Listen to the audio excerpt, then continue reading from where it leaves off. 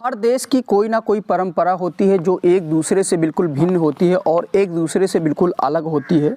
जिस परंपरा के हिसाब से एक दूसरे देश अलग अलग परंपराओं के हिसाब से चलते हैं। दोस्तों, दरअसल मैं एक देश की बात कर रहा हूँ जिस देश में हर साल पे एक मेला लगता है और उस मेले में दूर दूर से लोग आते हैं और ढेर सारे लड़के और लड़कियाँ भी उस मेले में आते हैं और उन लड़के और लड़कियाँ सारा दिन मेले में घूमते हैं और उनके घूमने का मकसद सिर्फ एक ही होता है कि वो एक जोड़ी बनाएं, एक दूसरों को पसंद करें। यदि वो एक दूसरे को पसंद कर लेते हैं और अपनी एक जोड़ी बना लेते हैं तो उन्हें 24 घंटे एक दूसरे के साथ रहने की आज़ादी दी जाती है और एक दूसरे के साथ रह सकते हैं। ठीक वैसे ही रह सकते हैं जैसे पति और पत्नी आपस में बात कर सकते हैं, आपस में रह सकते हैं, वैसे ही उन्हें भी आज़ादी दी जाती है कि आपस में 24 घंटे तक रह सकते हैं।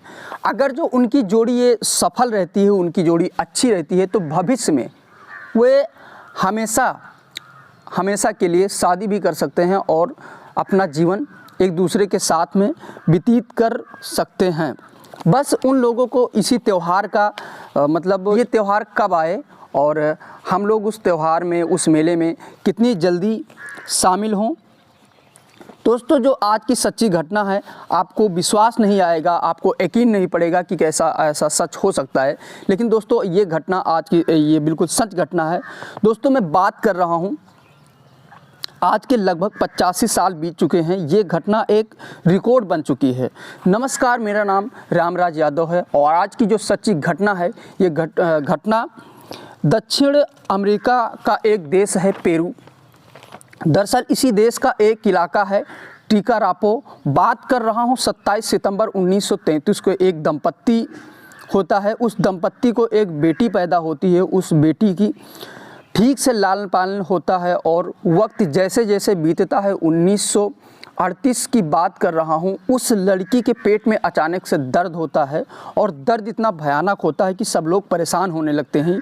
ये थोड़ी परेशान होने वाली घटना ही थी। अभी लड़की की उम्र 4 साल कुछ महीने हुई होती है और जब पेट में दर्द होता है तो वो पास के एक ओझा के पास ले जाते हैं और बताते हैं कि ये लड़की अक्सर पेट में दर्द बताती है और कभी कभी उल्टियाँ भी करती है, लेकिन कुछ समझ नहीं आ रहा है आखिरकार ये क्या हो रहा है क्या नहीं। दोनों ही दंपत्ति, जिनकी बेटी का नाम लीना मदीना बताते हैं, इनके और उस लड़की के पेट पर जब ओझा ने हाथ फेरा तो बताया कि पेट में सांप का बच्चा पल रहा है और इसका बाहर निकलना बेहद ज़रूरी है। और उसने कुछ दवाइयाँ दी, घर भेज दिया और घर जाकर कुछ दिन आराम होने के बाद लड़की पेट में फिर से दर्द बताती है और वहाँ फिर से ले जाया जाता है। ले जाने के बाद में और कुछ लड़की की तबीयत ठीक नहीं होती है, वहाँ ले जाते हैं और फिर दवा ओझा देते हैं। दवा देने के बाद में फिर घर पे लाते हैं और घर पे लाने के बाद में उस लड़की की थोड़ी थोड़ी तबीयत सही होने लगती है और सही होने के बाद में धीरे धीरे समय बीतता है तो मार्च 1939 लड़की को पेट कुछ ज़्यादा बाहर आने लगता है। पेट इतना बाहर निकल आता है कि वो पेट पकड़ कर चल रही थी, तो उसके परिवार वालों ने उसका ख्याल ज़्यादा रखा।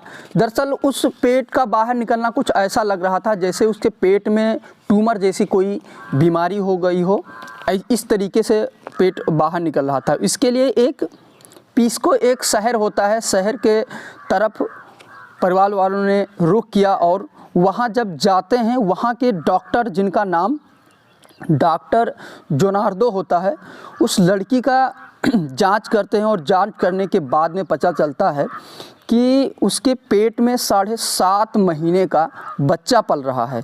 जैसे ही ये खबर हॉस्पिटल में फैलती है तो हड़कंप मच जाता है और ढेर सारे वहाँ के तब के ज़माने में, आज के 85 साल पहले की बात है, और तब कोई प्रिंट मीडिया या कोई भी मीडिया रही होती है तो मीडिया वाले में बात जाती है और ये खबर कुछ ज़्यादा ही फैल जाती है। और ये बात जब उनके बेटी के माँ और बाप को पता चलती है, पिता को पता चलता है, तो दोनों कुछ ज़्यादा परेशान होते हैं क्योंकि ये घटना परेशान करने ही वाली थी। आखिरकार ये सब कैसे हुआ उनके परिवार वालों को कुछ नहीं मालूम था। तभी उस लड़की के 1 महीना के लिए हॉस्पिटल में भर्ती किया जाता है और जब बच्चा होने का वक्त नज़दीक आता है तो उसकी माँ और उसका पिता हमेशा उसके पास रहते हैं, उसका कुछ ज़्यादा ख्याल रखते हैं। डॉक्टरों ने एक टीम बनाया जिसमें 5 डॉक्टर होते हैं और वो पाँचों डॉक्टर सिर्फ की सिर्फ उस लड़की की देखभाल करते हैं क्योंकि उसकी उम्र बहुत कम थी। और ये घटना पहली घटना थी उस हॉस्पिटल की। लीना मदीना ने एक स्वस्थ बच्चे को जन्म देती हैं और जिसका वज़न लगभग 2 किलो 700 के आसपास था। और जब बेटा पैदा हुआ तो वो तारीख थी 17 मई 1939 और उस लड़की की उस दिन उम्र थी 5 साल 7 महीने 17 दिन। और जैसे ही ये खबर बाहर निकलती है तो पूरा का पूरा हड़कंप मच जाता है। ये सब होने के बाद लड़की की जांच होती है और जांच में पाया जाता है कि इस लड़की को एक बीमारी होती है जिसका नाम पिकोसियस पीवर्टी होता है। उस बीमारी में ये होता है कि लड़की के जो यौन संबंधी अंग होते हैं वो समय से पहले ही डेवलप होने लगते हैं और 2.5 या 3 साल के आसपास में ही लड़की को पीरियड आने लगते हैं और काफ़ी ज़्यादा अंग फैल जाते हैं। जो लड़की की माँ और पिता को गिरफ़्तार कर लिया गया था उसी वक्त जब वो बच्चा पैदा होता है उसी वक्त उसे गिरफ़्तार कर लिया गया था और उन लोगों को से पूछा जाता है कि आखिरकार ये सब कैसा हुआ। कहीं आपने तो लड़की के पिता से पूछा जाता है कहीं आपने तो इस लड़की के साथ रेप नहीं किया है। ऐसी घटना सुनकर उसका पिता बेहद रो कर उसका पूरा बुरा हाल हो जाता है क्योंकि ऐसा उसने कुछ भी नहीं किया था। तब जाके पुलिस वालों ने उस लड़की का सैंपल लेते हैं जिसे ब्लड सैंपल बोलते हैं और वो सैंपल उसके पिता से चेक करवाते हैं, फिर नहीं मिलता है। फिर गांव जाते हैं जहां की रहने वाली लड़की थी और आस पड़ोस के सारे लोगों से वो सैंपल चेक करवाया जाता है और किसी से मेल नहीं आता है। उन्हीं के घर में एक 11 साल का एक लड़का था जो थोड़ा सा मंद बुद्धि का था, उससे भी ये सैंपल मैच करवाया जाता है और वो भी बेकसूर निकलता है, उसका भी कोई मैच नहीं होता है। फिर कुछ पुलिस वाले थे उस मेले की तरफ रुख करते हैं कि यहाँ साल में एक मेला लगता है और वो मेले में सभी लोग आते हैं तो कहीं उस मेले में ये लड़की तो नहीं गई है, ऐसा रुख किया जाता है। साथ ही बलात्कार किया गया हो मेले में, ऐसा मतलब वो सोचते हैं। और 4 साल कुछ महीनों की लड़की रही होगी, मतलब जब इसके साथ रेप किया गया होगा तो 4 साल कुछ महीने की लड़की रही होगी। ये घटना बता भी नहीं सकती थी कि हमारे साथ आखिरकार क्या हुआ और क्या नहीं। कुछ समय बीत जाता है, अस्पताल में सब जाने लगते हैं। डॉक्टर जोनार्दो उस बच्ची को ले लेते हैं गोद। जब वो घर वाले जाने लगते हैं घर तो डॉक्टर लियोनार्दो कहते हैं कि अगर जो आपको एतराज़ ना हो तो इस बेटी का लालन पालन हम करें।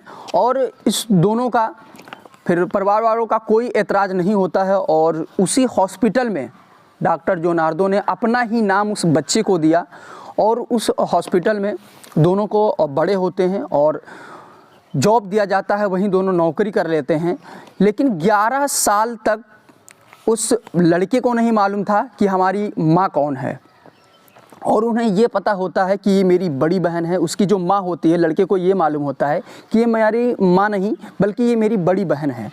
11 साल के बाद में दूसरे से पता चलता है जब कि ये आपकी माँ नहीं, आपकी मतलब आपकी बहन नहीं, आपकी माँ है, तो लड़का थोड़ा अचंभित होता है।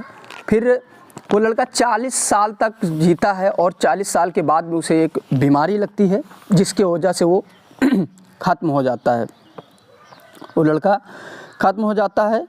तो दोस्तों लेकिन अभी भी ज़िंदा है। कि दोस्तों इसे पूरी घटना को सुनाने का उद्देश्य किसी का परेशान करना नहीं है, किसी का दिल दुखाना नहीं है, बल्कि आप लोगों को जागरूक करना है कि हमारे देश में कुछ ऐसे आदमी भी होते हैं।